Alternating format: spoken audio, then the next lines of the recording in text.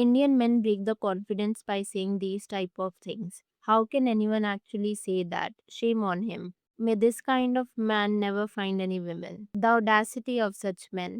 So ये सारे comments तो आपने देख लिए। अभी हाल ही में अपरा मेहता जी ने एक इंटरव्यू दिया था अपने डाइवोर्स के रिगार्डिंग और एग्जैक्टली क्यों उन्हें अर्लीस्ट वुमन बुलाया गया था और किसके द्वारा। अपरा मेहता और दर्शन जरीवाला के बारे में जानने से पहले हमें उनके बारे में थोड़ा-सा ब्रीफ जानना होगा। अपरा जी को शायद आपने कई टीवी सीरियल्स में देखा होगा। स्पेशली उनका सबसे फेमस रोल सविता विरानी इन एकता कपूर्स आइकॉनिक डेली सोप क्योंकि सास भी कभी बहू थी।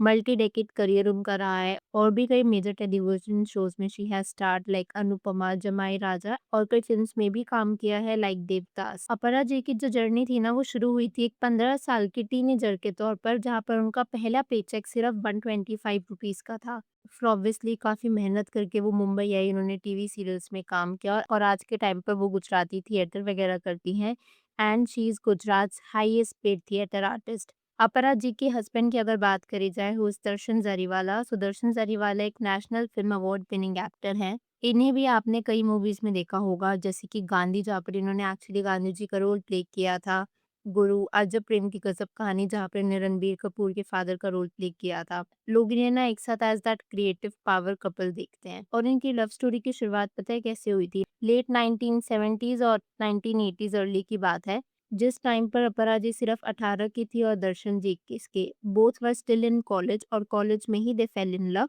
एंड सीक्रेटली इन लोगों ने भाग कर के 1980 में शादी कर ली थी।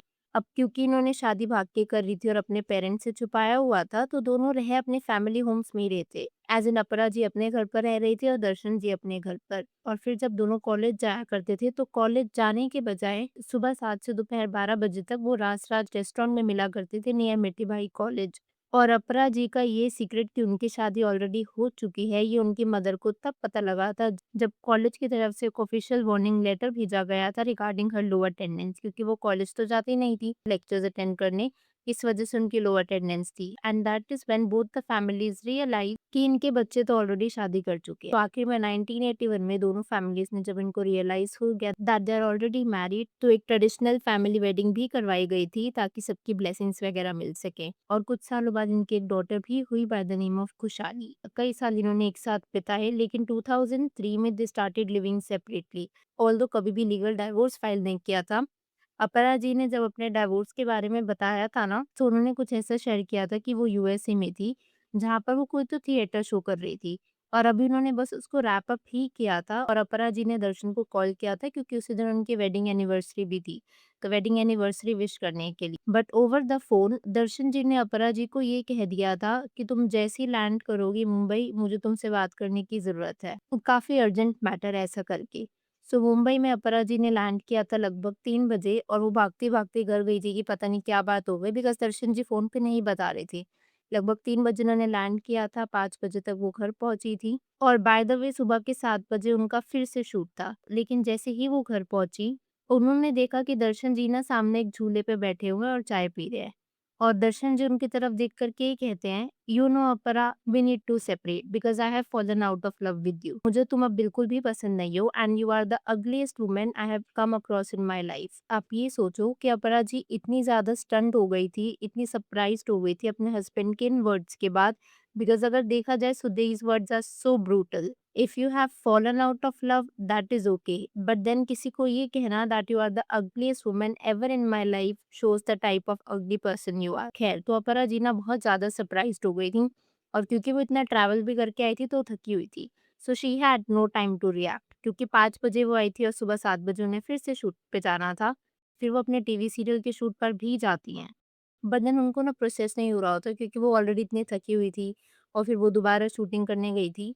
But it was by afternoon जब एक्चुअली इन लोगों को खाने का ब्रेक मिला था, परा जी को रियलाइज़ हुआ था कि उनके हस्बैंड ने उनको क्या बोल दिया। और अभी वो आकर के घर पर बात करती या कुछ कहती, दर्शन जी ऑलरेडी घर छोड़ कर के जा चुके थे। उन्होंने अपनी बिलॉन्गिंग्स वगैरह पैक कर ली थी। ही वॉक्ड आउट और वो इस घर में दोबारा कभी वापस नहीं आए थे। Now you tell me who is the coward one out there जो बिना किसी क्लोज़र के, बिना अपनी वाइफ की बात सुने घर ही छोड़ के चले गए? and then he has the audacity to call his beautiful wife ugly. By the way, दर्शन जी काफी ज्यादा प्रॉब्लमैटिक है। दिसंबर 2023 में ना इनके ऊपर कई एलिगेशंस लगाई गई थी बाय अ कोलकाता बेस्ड फीमेल जर्नलिस्ट, और ये एलिगेशन किस वजह से लगाया गया था वो तो आप स्क्रीन पर देख ही पा रहे हैं। साथ ही साथ में 2022 में उन्होंने अपेरेंटली इसी same Kolkata based female journalist से मुलाकात करी थी, और उस टाइम पर he entered into a romantic relationship, जहां पर इस कोलकाता बेस्ड फीमेल जर्नलिस्ट का ये कहना था that he performed a secret religious ceremony which was गंधर्व विवाह, यानी कि आप समझ लो एक सीक्रेट शादी हुई थी इन दोनों की। और उन्होंने उस जर्नलिस्ट की फैमिली को ये प्रॉमिस किया था कि मैं आपकी बेटी के साथ हमेशा रहूंगा। और जब 2023 में the journalist was expecting she got pregnant, so ऐसे में दर्शन जी ने उस जर्नलिस्ट को प्रेशराइज करना शुरू कर दिया था टू अबॉर्ट इट। जब जर्नलिस्ट ने मना किया कि मैं अबॉर्शन नहीं करवाऊंगी, तो दर्शन जारीवाला ने सारा इमोशनल और फाइनेंशियल सपोर्ट उस जर्नलिस्ट से कट कर दिया था, and he abandoned her as well. By the way, इसके बाद ना मैटर काफ़ी ज़्यादा बढ़ गया था and it almost became legal, जहाँ पर जारीवाला की legal team came up front and उनका ये कहना था कि Darshan ji is medically incapable of fathering a child, जिसका जवाब देते हुए उस कोलकाता बेस्ड जर्नलिस्ट ने कुछ ऐसा आंसर दिया था। शी ऑल्सो क्लेम्ड कि उनके पास दर्शन जी के मेडिकल रिकॉर्ड्स हैं, but then again these were claims जिनको दर्शन जी की लीगल टीम ने डिस्प्यूट किया था बाय द डिफेंस। इसके बाद वो जो कोलकाता बेस्ड जर्नलिस्ट थी, उन्होंने CINTAA as in cine and TV artist association को अप्रोच किया था, क्योंकि वहां पर दर्शन जी वाइस प्रेसिडेंट की पोजीशन पर थे, और उस जर्नलिस्ट ने रिक्वेस्ट किया था कि उन्हें हटाया जाए, उनके खिलाफ एक डिसिप्लिनरी एक्शन लिया जाए। और जब ये मैटर बढ़ता ही गया था तो दर्शन जी ने खुद ही रिजाइन कर दिया था from CINTAA. By the way, this video was not about Darshan ji, it was actually about Apara ji, क्योंकि अगर देखा जाए so she is such a strong lady. उन्होंने 15 की एज में काम करना स्टार्ट किया था विद अ पे चेक ऑफ जस्ट ₹125। उनके पेरेंट्स ने उन्हें गाइड किया, उन्होंने अच्छी खासी सेविंग्स करी and she built a discipline financial foundation.